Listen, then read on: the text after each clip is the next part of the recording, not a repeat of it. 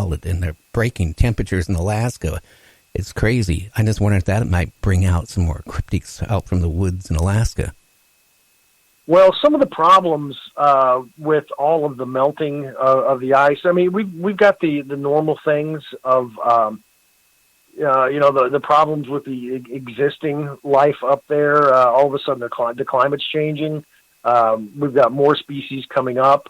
There are cases in Canada of polar bears and grizzlies that usually never come across each other. Now being able to come across each other because grizzlies are going farther north because it's warmer, and mating. And they're coming up with super bears. They're coming up with grizzly polar bear hybrids. That would be scary. Which is scary. It's scientifically proven that that's exactly what they are. They're called growler bears. What else were they? The Pisleys, I think, is the other name that they were called. I don't really like that one so much.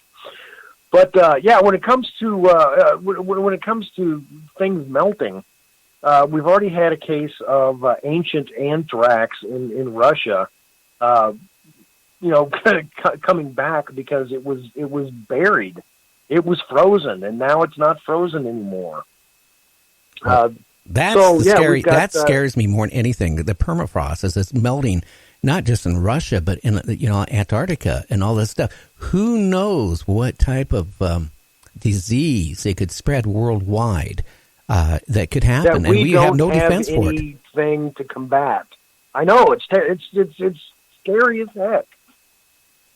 Yeah, and it's happening fast. And then I don't want to get political here, but it just seems like our particular government just keeps, when it comes to climate change, just keeps shoving it off and saying it's nothing. It's not happening. I don't know what they're eating for breakfast, but I tell you one thing: it isn't cornflakes. Right, and I was for a while a climate change is happening, but I don't really think we're really to blame. I'm more on the we're doing some of it. We're not doing all of it because climate change happens. There has been warmer temperatures reported on Mars and Jupiter. Now, we don't have SUVs up there, so some of the change is from our sun. That's affecting us. But we're definitely doing some of it, and if we don't change the way we do business, I'm looking at my grandkids not having a really happy time on planet Earth. Well, and then you look at their grandkids that might not even be in Earth as we know it at all to even to survive on.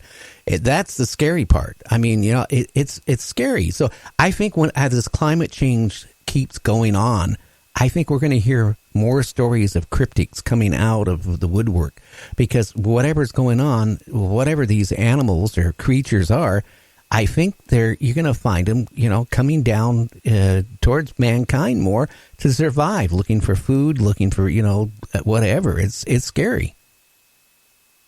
Right. And there's, if they do, I mean, it'll be good for the cryptid community.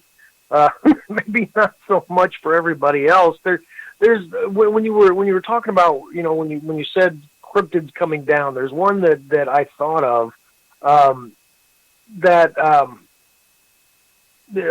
can't remember the name that the natives called it, but there's a creature that's reported up in Canada that the description is of a giant ground sloth that was 8 to 12 feet tall, covered in hair, had 3 toes on its hands and feet, and would walk on its hind legs and all 4 legs.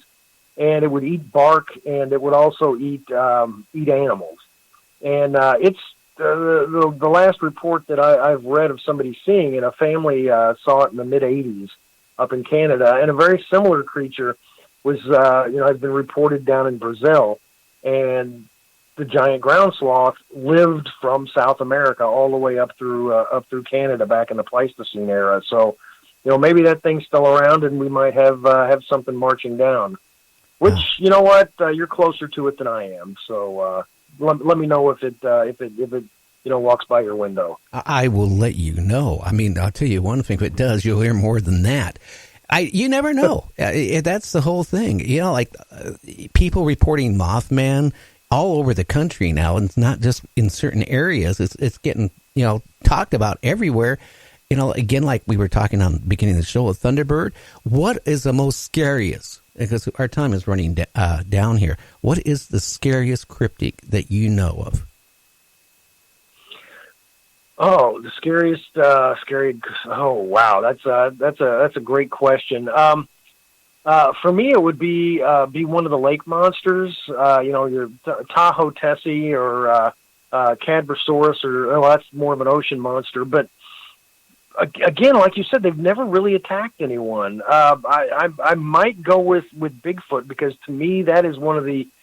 I would, if I was a betting man, I would bet that is a real creature. And if I saw one of those out in the wild, I would, I would need new pants. Or depends, one of the two.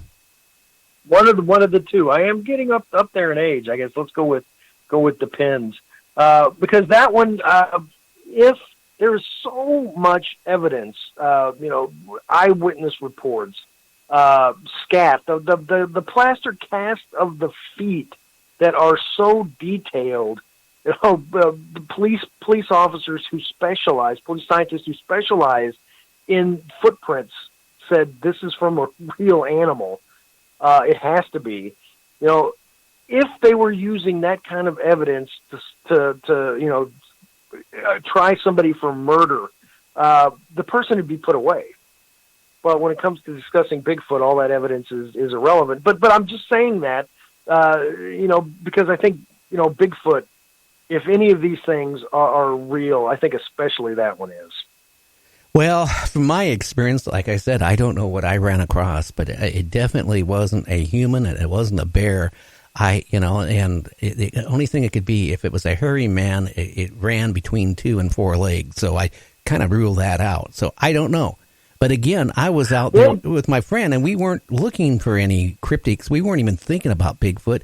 We were so stupid, we weren't even thinking about bears in the area, which I guess there was plenty of bear attacks with humans there in that area. And I didn't even think about that. All we were interested in is getting old pictures of, ghost towns and stuff like that. I tell you, again, I don't think if you're out there looking for Bigfoot, or you're looking for whatever, Mothman or Thunderbird, if you're out there looking for it, I just don't think it's going to happen. It's just like, looking for a 1959 Thunderbird painted gold color is going to drive by your house. The odds are that is not very, It'd be pretty sweet, though. Oh, yeah, I guess it would. Well, let's look at more Bigfoot evidence, and this is the one I guess really hits me the hardest, is the fact that we have Bigfoot stories all around North America. There are Bigfoot stories from South America. There are Bigfoot stories from Europe, from wild men of Europe. We've got Almas and the Almasty from Russia. We've got the Yeren from China, and the Orang Pindak from Sumatra and Borneo. We've got the Yowie from Australia. We've got all of these civilizations, and this, can be debated as well, that were, that didn't have contact with each other at some point, all having the same description of the same creature. And, how could that not be real? How could that not be used as some kind of, evidence for Bigfoot? Well, I would think... I think it would have to. Well, again, this is a few years back, I talked to the Indian woman for the Muckleshoot tribe, and we were talking about Bigfoot, and she was going back to like the 1860s, 1870s and stuff like that. And she was talking about stories, were handed down from generation to generation, from medicine man to medicine man. She was saying how these Bigfoot type creatures, the tribe would be, near a river, the women would be down at the river with their babies, washing their clothes or doing whatever they're doing.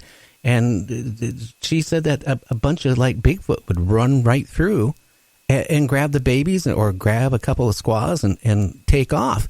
And so the warriors of the tribe would go out looking for them, and they would find bones, remains, and stuff like that. Right, and that's one of the things that really annoys me when it comes to the experts in in nature, in biology or zoology, that Bigfoot cannot exist, and these these stories that the natives are telling are they're just stories. That's all they are is legends. They're fanciful things to keep their children in at night so they don't get lost in the woods.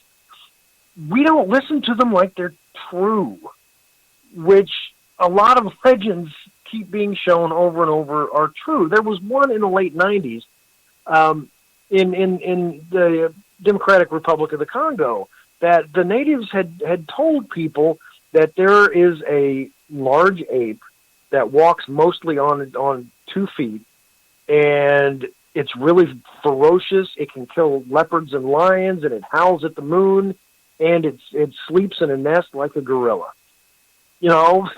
Western science is like, okay, that's cute. That's adorable. But then they discovered the Billy ape, B-I-L-I, because it came from the Billy forest. And you know what? It was an enormous species of chimpanzee, walked on 2 legs a lot, made nests like a gorilla, howled at the moon, and, well, by golly, they witnessed it killing a leopard and eating it. Oh, yeah, aggressive. All the things that the natives, the people who lived there told them, and they didn't believe it because it was just some silly superstition, some silly legend. Well, no, it was true. Well, and there's a lot of legends that we should probably listen to. Oh, I would say that because, Jack Taylor has been on my show numerous times. He has a museum in Texas. He's the one guy that museums go to him to, reconstruct bones of dinosaurs, to put them back together for the museums and, repair them and stuff. He's been all around the world. I mean, you name it, he's been there looking for dinosaur bones. And he swears up and down when I had him on my show, we were talking about the Amazon, we were talking to Africa. He claims when he was out in, I think it was Africa, maybe it was the Amazon, I can't remember, that he went into this one small village and he was doing some trading, of stuff for some of their stuff that he thought was cool. And he was told a story about miniature dinosaurs, like the T-Rex. Now, he thought it was really, bunch of you-know-what. Then he talked to this one hunter. What turned out to be, that this one hunter went out to, go out and kill pigs. And he killed a pig. Well, he was going to kill a pig. But just before he threw a spear to kill the pig, this miniature T-Rex, about 9 feet, 10 feet tall, grabbed it, had it in its mouth. So he threw the spear and killed the T-Rex. He went back to the village and was telling everybody about it. Everybody thought he was you-know-what, right? Well, even Jack, from what he said, him and a whole bunch of the people from the village went there. They found the pig. Guess what the pig had its mouth around the pig? A miniature T-Rex. Now he claimed. All right, now here's the question: what happened to it? Well, it was dead. I don't know what happened from that part. I didn't get into it, but if it's a true story, and the thing is, he explained too, being a scientist, that our oxygen content is not what it was like when the dinosaurs roamed the earth. So therefore, that he said that dinosaurs can't be the size of what they were. Because the oxygen content, they can't grow, they can't, establish. But, if you think about it, things out in the middle of the Amazon, things out yet where man hasn't been, who knows what's out there? Right, and there's the story that you told sounded to me a lot like one, again, from the Congo, of the Mukalia Mumimbe, which is, described as, having a body kind of like an elephant's, legs like an elephant, but a really long tail, a long neck, and a small head, and it lives mainly in the water and eats plants.